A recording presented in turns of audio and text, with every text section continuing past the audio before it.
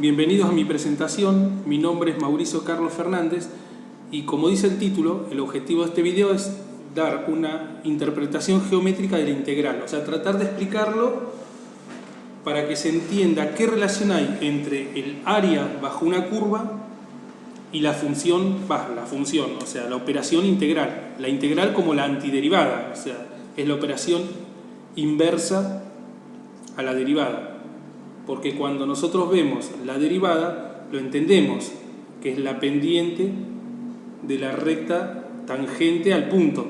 Pero tratar de comprender que la integral es el área bajo la curva es un poquitito más complicado. Bueno, y aquí trato de explicarlo y encontrar el punto de conexión que hay entre la integral y por qué aparece siempre esa fórmula cuando lo explican un poco más detallado, que es la suma de infinitos rectángulos. O sea, ¿qué relación hay ahí? Bueno, ese es el objetivo de este video, así que arranquemos.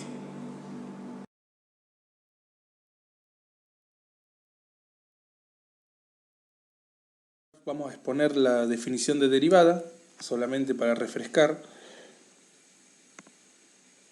Vamos a tener el eje x, una función f de x. Si elegimos un punto x de altura f de x, acá tenemos altura f de x,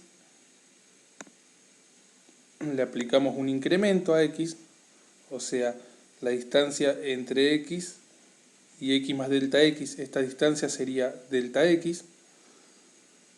La altura también tiene un incremento, que sería x más delta x. Y bueno, la derivada era en este caso la secante, la recta que pasaba por los dos puntos, esta recta. Y para saber la tangente al punto x, o sea, la tangente a este punto, lo que había que hacer es hacer tender x hacia 0. Cuando x tiende a 0, este punto se va acercando a ese punto y aparece la definición de derivada. Acá tenemos que la definición de derivada era el límite de cuando delta x tiende a 0 de f de x más delta x menos f de x sobre delta x, que básicamente sería el límite cuando tiende a 0 de esta distancia, que esta distancia sería f de x más delta x menos f de x sobre delta x, que sería esta distancia. Bueno, listo.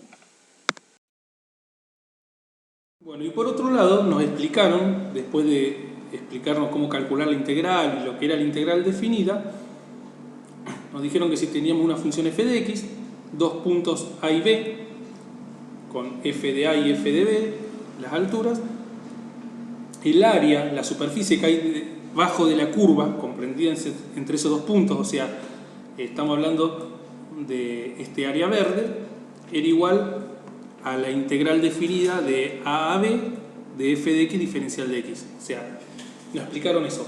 Pero la pregunta es, ¿qué relación hay? ¿Por qué la integral es el área bajo la curva? O sea, uno se pone a pensar, te lo dicen y por ahí no te importa. Decir, bueno, listo, lo tomás por cierto. Pero, ¿por qué sucede que la antiderivada es el área bajo la curva? Donde si la derivada era la pendiente en un punto, ¿por qué la integral es el área bajo una curva? Bueno, eso es lo que vamos a tratar de explicar ahora. Bueno, comencemos primero a explicar cómo calcular el área bajo una curva. Después lo vamos eso a vincular a la integral. Pero primero, para comprender la fórmula, ¿cómo calcular el área bajo una curva? O sea, ¿qué nos dice el problema? Que si tenemos una función f de x, tenemos el punto A, el punto B, y lo que nosotros queremos hallar es el área bajo la curva. O sea, el área que hay entre estos dos puntos. O sea, todo lo que hay debajo de esta curva. ¿Cómo podemos calcularlo? Bueno, lo que nosotros podemos hacer para empezar es hacer un rectángulo que sea de base b menos a, y en este caso es de altura f de a, la altura de ese rectángulo. ¿Y por qué elegimos un rectángulo ahora? Y porque nosotros sabemos calcular el área de un rectángulo, un triángulo, un círculo, un cuadrado, pero el área de una forma irregular o debajo de una curva, como en este caso, no lo sabemos. Entonces, lo que vamos a hacer es simplificar el problema y decir, bueno, no podemos calcular el área bajo la curva, pero sí del cuadrado o de este rectángulo que está acá, en verde. ¿Cómo lo podemos calcular? Bueno, es fácil. El área, que acá está la fórmula en verde, sería b menos a, que sería la base, por la altura, que la altura es f de a. Entonces, esa es el área verde que está marcada. Pero también uno puede decir, y en vez de tomar como altura f de a, ¿por qué no tomamos el otro extremo? El extremo derecho, este de acá. También podemos hacerlo. Vamos a ver cómo quedaría. El rectángulo quedaría así, que ya se parece un poco más al área bajo la curva verdadero. O sea, nos faltaría un poquito acá arriba, nos faltaría un poquito de área, pero acá también está sobrando un poquito. Entonces podemos también calcularlo así. ¿Qué altura tendría en ese caso? En ese caso tendría la altura f de b. Entonces el área roja sería b, la base es la misma, ¿no? Es b menos a, pero la altura es f de b. Y en un caso más general uno puede decir, y bueno, pero podría hacerlo sobre cualquier punto que esté entre a y b. También se puede hacer. Vamos a suponer un punto arbitrario cualquiera, un punto épsilon que esté... O sea, lo importante de este punto épsilon es que esté entre a y b. Ahí lo aclaro. Ese punto épsilon tiene que estar entre a y b. Puede ser a y puede ser b, que serían los casos anteriores. Y si no, cualquier punto en el medio. ¿Cuál sería la altura de ese rectángulo? Acá lo marqué en azul. Y la altura sería f de épsilon, que es lo que está acá. F de épsilon sería la altura. Y el área que estaríamos calculando sería la base, que es b menos a, por f de épsilon. O sea, podemos usar cualquiera de las tres opciones para calcular por aproximación el área bajo la curva. O sea, no vamos a saber el área exacto, pero por medio de este rectángulo podemos decir, bueno, aproximadamente cuánto valdría. Bueno, ahora vamos al mismo problema que tuvimos antes. O sea, calcular el área bajo la curva entre los puntos A y B, pero vamos a tratar de ser más precisos, porque ya nos dimos cuenta que marcar un rectángulo no nos va a dar mucha precisión sobre el área real, que es lo que nosotros queremos calcular matemáticamente. Entonces lo que podemos hacer es que el intervalo que hay entre A y B lo podemos dividir en dos exactamente. Justo al medio nos paramos. Lo dividimos justo al medio. Y acá puse, ese punto sería A más delta X. ¿Y qué sería delta X? Ese cambio que hice. Acá lo aclaro. Ese delta X, que es esa distancia, sería B menos A sobre 2. O sea, la mitad. Bien. ¿Y cómo hacemos? Bueno, ahora procedemos de la misma forma que hicimos antes, haciendo un rectángulo, pero en cada una de las particiones. En la primera parte y en la segunda parte. Veámoslo gráficamente para entenderlo. En este caso, yo antes expliqué que podía tomar el extremo derecho o el extremo izquierdo o un punto en el medio cualquiera. Por facilidad de cálculo vamos a tomar el extremo derecho, o sea, como altura del rectángulo. A1, ¿ves? Acá, el área gris sombreada tiene de altura hasta acá arriba, hasta este punto, y su altura sería f de a más delta x. Y para la otra partición lo mismo. Entonces, ¿qué sucede? La primera altura, la marqué ahí, es f de a más delta x, y la segunda altura, A1, o sea, el primer área, es igual a la base por la altura. Y la base, ya sabemos, es delta x. Y la altura, que es esta, hasta este punto, es f de a más delta x. Vamos al otro. A2 tiene de altura f de b, lo vemos acá. F de b es la altura del segundo rectángulo. Y la base del segundo rectángulo, que es esta, sigue siendo delta x. Recordemos que lo partimos a la mitad. O sea, las dos bases son delta x. Entonces, la fórmula de área de A2 es delta X por F de B, base por altura. Y ahora podemos decir, acordémonos que queremos calcular este área naranja, o sea, el área real bajo la curva queremos saber. Podemos decir por aproximación que el área naranja es aproximadamente, por eso no tiene el símbolo, fijémonos, no puse el símbolo igual, el aproximado. El área naranja es aproximadamente el área 1 más el área 2. ¿Por qué aproximadamente? Y porque acá en el área 2 vemos que falta un poco para el área bajo la curva y en área 1 que sobra acá un poco. Entonces, aproximadamente no es igual. Después, bueno, lo único que hacemos es reemplazamos a 1 y a 2 por sus valores y tenemos que el área es aproximadamente f de a más delta x por delta x más f de b por delta x. O sea, simplemente reemplacé lo que está arriba. Lo que vamos a hacer ahora en esta diapositiva es tratar de ser más precisos aún. O sea, en vez de dividirlo en dos rectángulos, dividirlo en mayor cantidad de rectángulos. A ver, veamos. Tenemos el eje, tenemos la función f de x, bueno, tenemos los puntos A y B, y ahora en vez de dividirlo en dos, vamos a dividirlo en mayor cantidad de rectángulos. Intuitivamente ya estamos sabiendo que cuando mayor es la cantidad de rectángulos, más preciso va a ser el área bajo la curva. Pero bueno, analicemos, lo dividimos, en este caso son 10 u 11 particiones, o sea, el intervalo entre A y B lo dividimos en 10 u 11 pedacitos iguales. Cada porción es igual a la otra. Acá lo anoto. Cada porción le vamos a llamar delta x, va a ser igual a todas, y no es ni más ni menos que b menos a, o sea, toda esta distancia dividido n. N es la cantidad de rectángulos.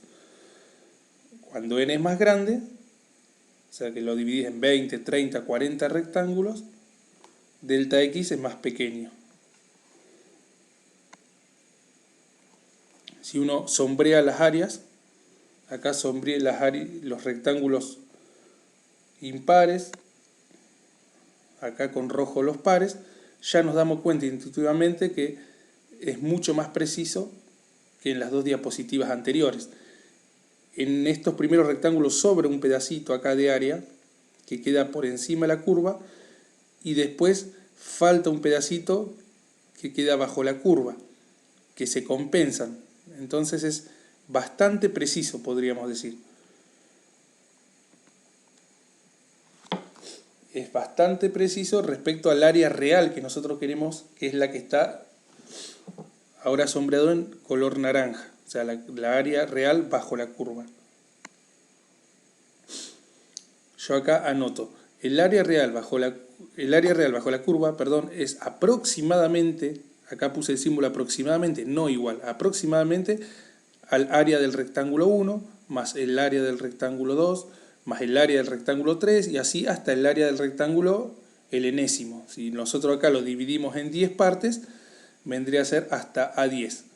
Pero hay que entender que puse aproximadamente igual, o sea, el área naranja, el verdadero área, porque no es preciso, o sea, es una aproximación. Ahora, ¿qué tenemos? Usando la notación de sumatoria, tenemos que el área es aproximadamente igual a la sumatoria de AI con I entre 1 y N. Bien.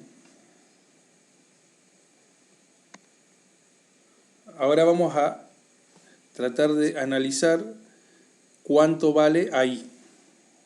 Pero para eso vamos a ver primero el primer rectángulo que tenemos acá sombreado, este primer rectángulo. Vamos a analizarlo, a ver. De este rectángulo sabemos que la base es delta x. Ya lo dijimos antes que todos los rectángulos tienen delta x de base. Ahora hay que ver la altura. Y como altura estamos tomando el extremo derecho del rectángulo, o sea, estamos tomando esto como altura.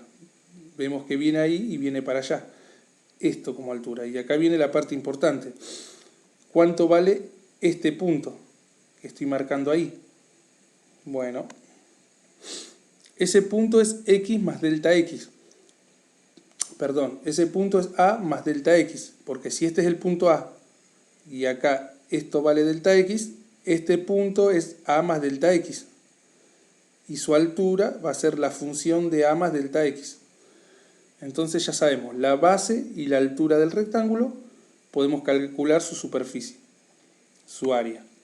Y acá lo anoté. Área es la base, delta x, por la altura, que es a más delta x.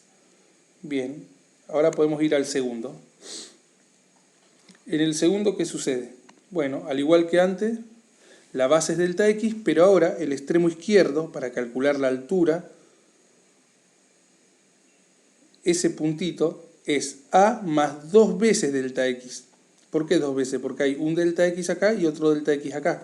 Entonces, a más 2 veces delta x sería este punto en el eje de las x. Y la altura, obviamente, sería función de a más 2 delta x. Esa sería la altura. Ya tenemos la base y la altura, podemos hallar el área. A2 es base por la altura. Vamos a analizar el tercero. Y ya nos estamos dando cuenta que está apareciendo un patrón. Analizamos el tercero. Bueno, otra vez, ¿cuánto sería este punto? Bueno, a ver, ese punto sería a más 3 delta x. ¿Por qué? Porque acá está a, esto sería 1 delta x, 2 delta x, 3 delta x. Y la altura sería función de a más 3 delta x. Listo, ya podemos hallar el área. ¿Y qué vemos acá? Que el área del rectángulo 1 es delta x más f de a más delta x. Del rectángulo 2 es igual al anterior, nada más que es más 2 delta x. Del rectángulo 3 más 3 delta x. Y así se va repitiendo. Por inducción podemos calcular que de un rectángulo cualquiera, posición, en vez del primero, el segundo, el tercero, vamos a suponer que sea la posición I, la posición pues la octava, la novena, de cualquier posición, podemos decir que este punto sería igual a más I delta X. Y representaría el número del rectángulo. Si este fuera el rectángulo 8, sería este punto A más 8I. ¿Y por qué era 8? Y porque tenía 1 delta X, 2 delta X, 3 delta X, 4, 5, 6, 7, 8. Entonces, de un rectángulo AI, ese punto sería A más I delta X. Y la altura, bueno, la altura sería A más función de A más I delta X. Y listo, podemos calcular lo que originalmente buscábamos. De un rectángulo en la posición I, su área sería delta X por función de A más I delta X. Ya tenemos ahí que era lo que queríamos averiguar de acá. Lo único que tenemos que hacer es reemplazar ahora. Vamos a reemplazar.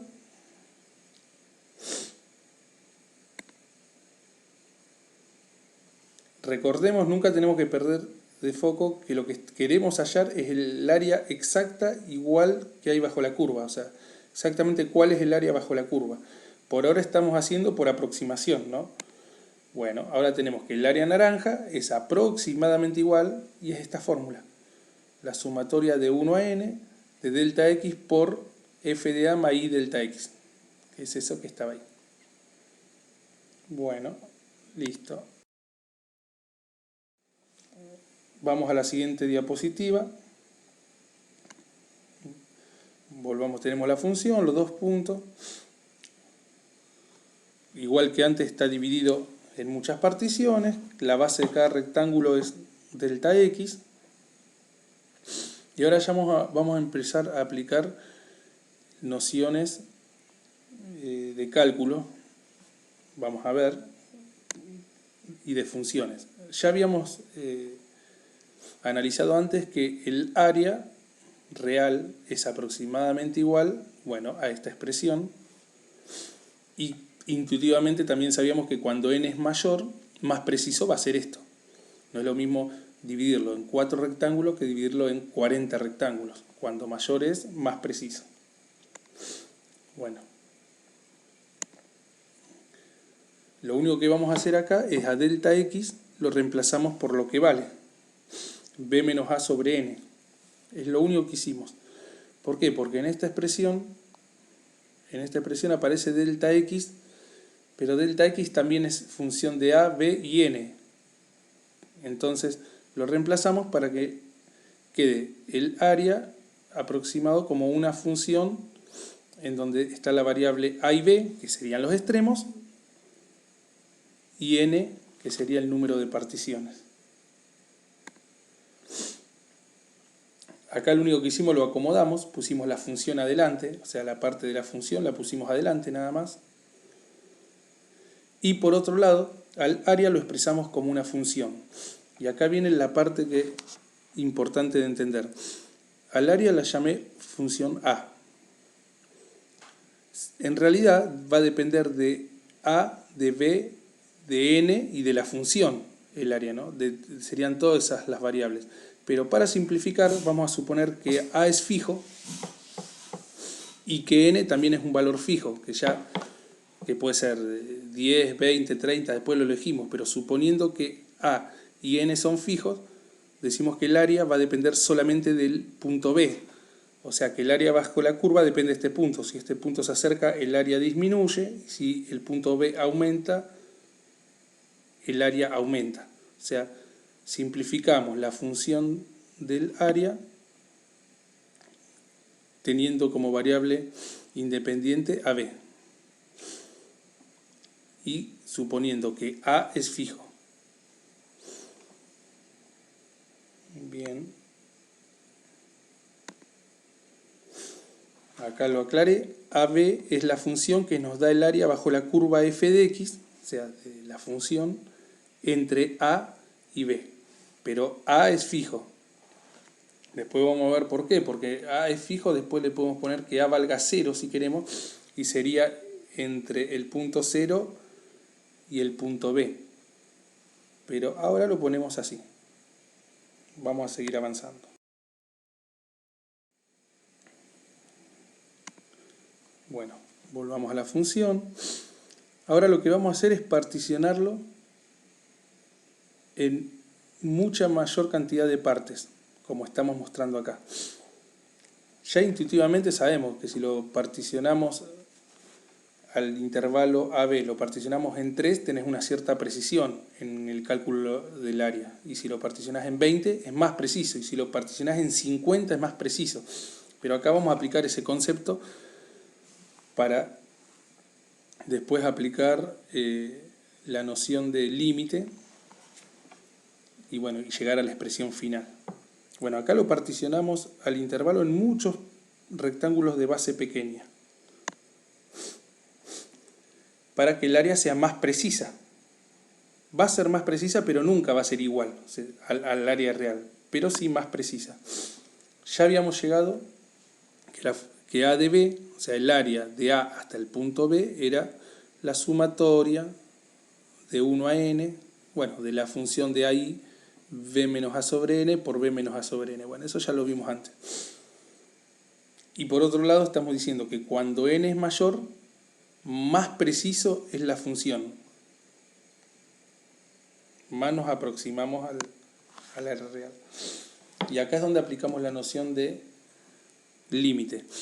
Sabemos que el límite de cuando n tiende a 0 de toda esta función nos va a dar el área real. Y por eso acá cambié el símbolo. Acá era aproximado. Cuando n mayor, más se aproximaba. Y acá es igual porque estamos haciendo con el límite de cuando n tiende a infinito. O sea que lo dividimos en infinitas particiones. Esa es la noción del límite de cuando n tiende a infinito. Nos va a dar el área real que realmente queremos buscar. Entonces, finalmente, la expresión que buscábamos antes. Veamos. Tenemos el área.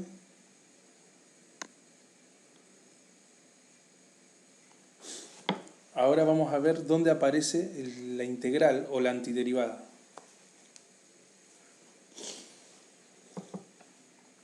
Vamos a calcular el área entre A y el punto X. Entre el A y el punto X. Todo este área la vamos a denominar como S1. Bueno, usando la fórmula que teníamos antes, podemos decir que S1 es igual al área y entre paréntesis X, que recordemos que la función A nos daba el área entre A y X, que está bien, entre A y X, el área real, por eso puse el símbolo igual, o sea, había que hacer el límite con n tendiendo infinito, pero bueno, ya teniendo la definición podemos decir que S1 es A de X, eso no cabe duda. Luego lo que vamos a hacer a este área, al X le vamos a aplicar un incremento para ver cómo varía el área. Ahí lo marqué en rojo, le vamos a aplicar un incremento a X, vamos a suponer un incremento épsilon. O sea, esta distancia es épsilon, entonces esto es X más épsilon. Bueno. En X la altura obviamente es f de X, eso no cabe duda. Bueno, si calculamos el nuevo área, por aproximación, el S2, podemos decir que este nuevo área S2 es base por altura. Y en este caso tomé el extremo derecho de altura por conveniencia, para que quede X y f de X de altura. Entonces, ¿qué tenemos? Que S2 es, bueno, acá puse altura por base, pero bueno, sería base, que es épsilon, o sea, la base, épsilon, por la altura del rectángulo, que en este caso es f de X. Ese es el área 2. Lo que sí tenemos en claro en este caso, que el S1 es el área exacto, el preciso, está con la función que hace con el límite de n tendiendo a infinito, y S2 no es preciso. S2, volvemos a los rectángulos. De hecho, vemos que acá está sobrando un poco de área por encima de la curva. Entonces, podemos decir y afirmar que el área precisa entre A y X más épsilon, o sea, desde acá hasta acá, vendría a ser todo esto, desde acá, pasando por todo eso hasta ahí, es aproximadamente igual a S1, o sea, a X, más S2, que es f de X por épsilon. Repito, ¿por qué puse aproximadamente igual? Porque si bien la primera parte es precisa, A de X es exacta, por definición, la segunda parte es un rectángulo y no es preciso, entonces va el símbolo aproximado. Ya nos estamos dando cuenta a dónde apunta todo esto. Ahora lo que vamos a hacer es despejar f de X y nos queda algo curioso, porque f de X, el símbolo aproximado se mantiene, es la función área de X más épsilon menos la función área en X sobre épsilon. Y acá viene la parte interesante. Si nos acordamos, muy parecido a la definición de derivada. Cuando calculamos la derivada, que era f de x más delta x menos f de x sobre delta x, es la misma expresión. Y acá, ¿cómo hacemos para transformar este aproximado en igual? Siempre aplicando la noción de límite. Bueno, veamos qué pasa cuando épsilon es más pequeño. Vamos a sacar este épsilon y vamos a hacer un épsilon mucho más pequeño. Ahí lo pusimos, un épsilon más chiquitito. Ya intuitivamente nos estamos dando cuenta, ahí marcamos el área, que al ser más chiquitito de épsilon, esta cada vez se aproxima más a la realidad. O sea, ya no sobra tanto área bajo la curva. Es más parecido. Y bueno, acá es donde aplicamos la noción de límite. Decimos, bueno, entonces cuando épsilon tiende a 0, toda esta función tiende a ser un igual cuando épsilon tiende a 0. Y ahí es donde viene la expresión que es más importante, que hablábamos, la del límite. Estamos diciendo que f de x es igual al límite de cuando x, acá ya le pusimos igual, épsilon tiende a 0, de esta expresión, del área de x más épsilon menos el área de x sobre épsilon. Pero bueno, también nos estamos dando cuenta que en esta definición es la derivada del área, de la función área. Sigamos avanzando. Bueno, ahora ya tenemos la definición que hallamos de f de x. Sigamos ahora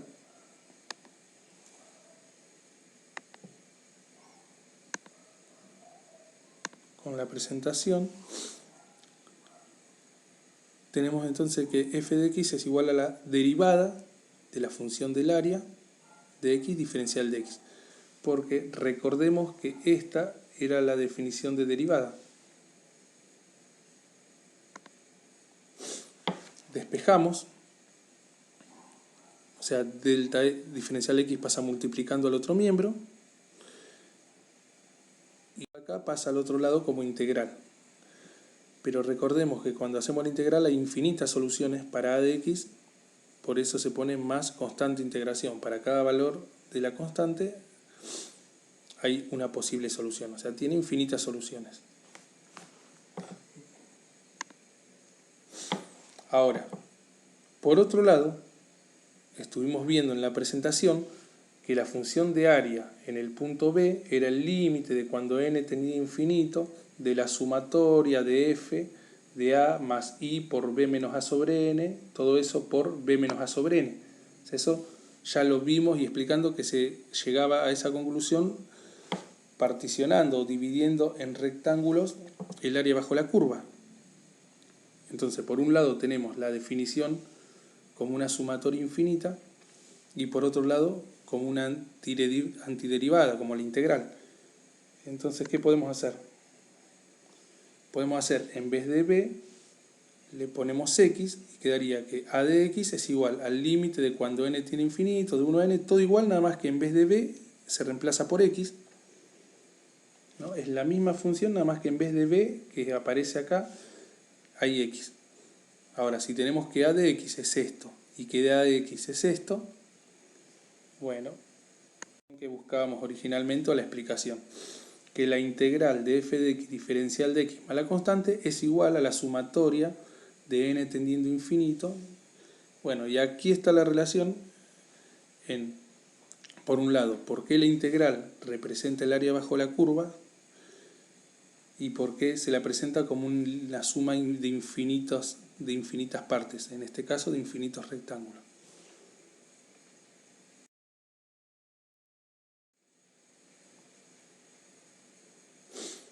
A ver, se me pasó la diapositiva, veamos. Queda un paso más, calcular la constante de integración. Tenemos el área bajo la curva en los puntos A y B, y ya sabemos que a de x es la integral de f de x diferencial de x más la constante de integración. Bueno, vamos a calcular el área en el punto A, o sea, de A hasta A, que obviamente sería 0. O sea, el área en A sería la integral de f de a diferencial de x más constante de integración, pero es igual a 0. ¿Por qué? Porque a de A sería el área entre el punto A y el punto A, que es 0. Y de acá podemos despejar la constante de integración. Segundo. Ahí está. La constante de integración. O sea, toda esta integral pasa al otro lado restando de este miembro y queda que la constante de integración es igual a menos la integral de f de a diferencial de x. Reemplazamos esto en esta ecuación de arriba. Le puse la flechita y queda que a de x es f de x diferencial de x menos f de a diferencial de x. O sea, reemplazamos nada más. Acá calculamos el área hasta x y vamos a ver qué pasa si calculamos hasta el punto B, que era el que nos interesaba. Bueno, esto es la repetición de la expresión anterior. Y si hacemos A al B, sería el área bajo la curva entre el punto A y el punto B es, solamente reemplazamos x por b, la integral de la función de b diferencial de x menos la integral de la función de a. Y esto es la definición de integral definida. ¿Qué que nos habían enseñado al comienzo, que el área entre A y B es la integral de A a B de f de x diferencial de x, que acá está expresado. Es la integral en el punto B menos la integral en el punto A. Bueno, y ahí terminamos la presentación y ya nos damos una idea de dónde viene todo, en qué momento se relaciona la integral con el área, en qué momento la integral también se presenta como la suma, una sumatoria infinita, y qué relación hay entre la antiderivada y el área bajo la curva.